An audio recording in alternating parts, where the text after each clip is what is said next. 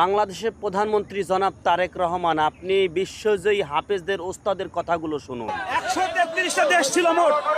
এই 133 দেশের মধ্যে বাংলাদেশের লাল সবুজের পতাকা কাবা শরীফের মধ্যে এক হয়েছে, বিজয় হয়েছে। এটা আমি আমার দেশের মুসলমান ভাইদেরকে বলবো যে আপনারা সবাই এই কোরআন পড়ান আপনার সন্তানকে, আপনার সন্তান আপনাকে বিশ্বজয় এনে দেবে ইনশাআল্লাহ।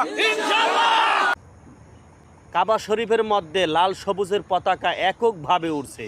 133টা দেশকে পরাজিত করে তারা কাবা শরীফের মধ্যে লাল সবুজের পতাকা এককভাবে উড়াচ্ছে। আপনি একবার হলেও তাদেরকে ভিডিও কল হোক অথবা তাদের সাথে সাক্ষাৎ করে হোক, তাদেরকে সাহস জুগিয়ে তাদেরকে সাপোর্ট করুন।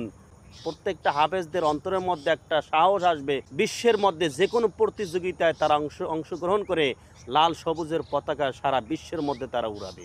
ভিডিওটা দেখে সর্বোচ্চ শেয়ার করে দেবেন।